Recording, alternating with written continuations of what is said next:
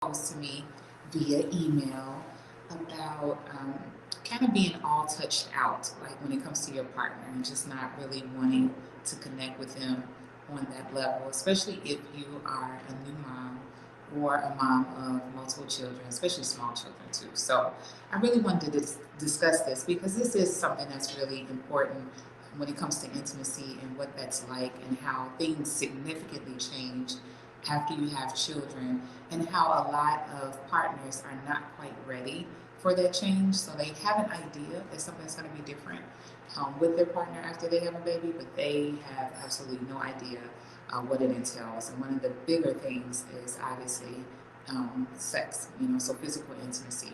And that doesn't always mean actually having sexual intercourse, but just even like the physical closeness and touch. A new mom may not quite be interested, in that. And so what I want to do is talk about the reasons why that can occur, but then also what you can do about it. So the reason why this occurs in the first place, if we're pretty aware of postpartum, that can look like some of anything for anyone. But a lot of times, what's happening is all your hormones are like just out of whack, and there's a significant just overall decrease in estrogen, believe it or not. And so, which is not necessarily a bad thing because then that way, if you're not quite turned on, you can kind of devote a little bit more attention and time to your baby, especially when it comes to feeding them, clothing them, bathing them, all of those different things. The focus is really on the baby at that point.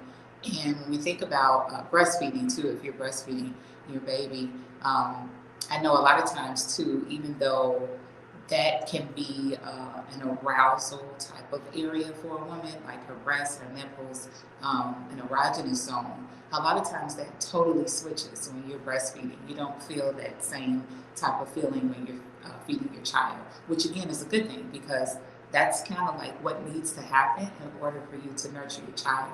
But a lot of times, again, partners, specifically like obviously our male partners, typically may not understand that. And they can grow frustrated as well.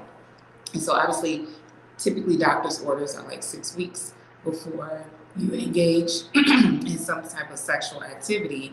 But even sometimes after the 6 weeks, you're just not quite there, and you may feel like I don't want him to be that close to me, and I don't want him to touch me in that way.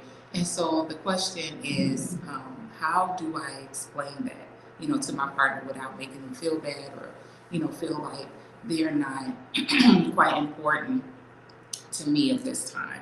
And so when we think about how to actually discuss that, so again, communication is key. So anytime you're dealing with something in your relationship, whether it's sexual in nature, emotional, mental, we know that communication is key.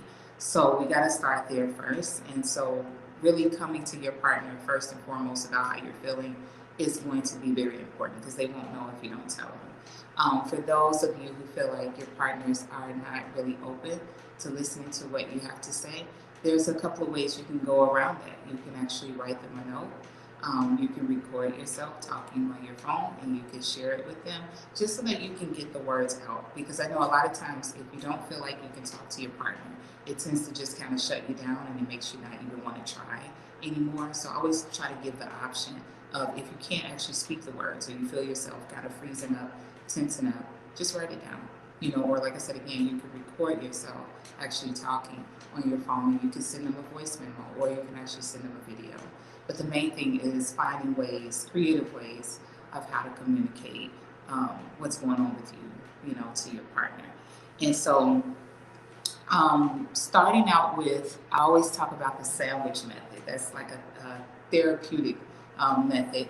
But starting off with a compliment first. So if there's something that your partner is doing that you really appreciate, if they are helping out around the house, if they're cooking, if they're changing baby's diapers, working and just making sure that you don't have to work, that's a good thing. So you want to kind of start the conversation off with something positive that they're doing that you appreciate. And then after that, in the middle of that sandwich method, so obviously the top is the compliment. In the middle is going to be whatever critique you have, or whatever it is that you need to discuss with them and you feel like they don't understand and that you need them to understand.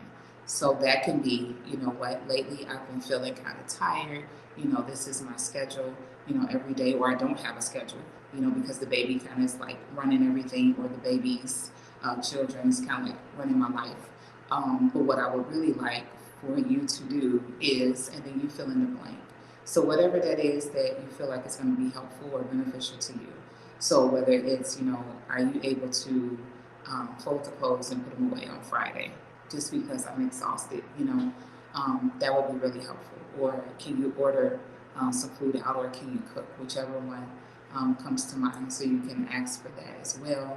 You can ask for just time so that you can get a nap, you know, or take a shower, um, go for a massage, you know, whatever it is that you need. Start learning how to vocalize that, but utilizing the sandwich method can really kind of help you get through that. So again, we got the compliment first, okay? So that's kind of like the bread. The meat is going to be the critique. So whatever it is that you're desiring from them, and then you're going to wrap that thing up with the bread again, with a compliment or something, some type of acknowledgement or appreciation of what your partner is doing. And then also another rule of thumb would be to check in with your doctor, and if your doctor can provide some type of material about postpartum, or just what it's like for a mom, you know, trying to juggle children or just being a new mom, check in with your doctor and actually ask them to produce something for you, so you can actually give that to your partner as well, so that they don't feel like, you know, you're just kind of coming up with all these excuses to, you know, turn them away. You're saying, hey, this is what my doctor is saying, and this is what my doctor is saying that I could possibly benefit from, or that I need. So that's a good approach to take. And then the last thing I would say is make sure you all schedule quality time. So even if you're not being physically intimate right now, or you're kind of tired, you're pretty stressed, really cultivate that type of emotional connection, because believe it or not, the closer you all feel in terms of how you all communicate, understanding each other, respecting each other's perspectives, in time, it can also produce a feeling of wanting to be a little bit more intimate physically, to express how you feel. So just think about those things. Try to kind of apply some of those things into your relationship to kind of help you deal with like the feeling of being all touched out and not really wanting your partner to express themselves like that towards you. But there are other avenues that you can take in order to maintain that closeness and that emotional intimacy. Alrighty, you guys, I'd love to hear your thoughts.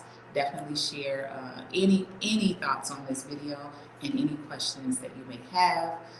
Don't forget to check me out on obviously all of the social media platforms, major ones, Facebook, Instagram, and also TikTok at Into Me See Coach down at the bottom. So you'll see that. And then I have a new book that's out called The Intimacy Guru, Helping Modern Couples Reignite Passion, Pleasure, and Connection in their relationships. You can purchase that book by going to my website at angiedlee.com.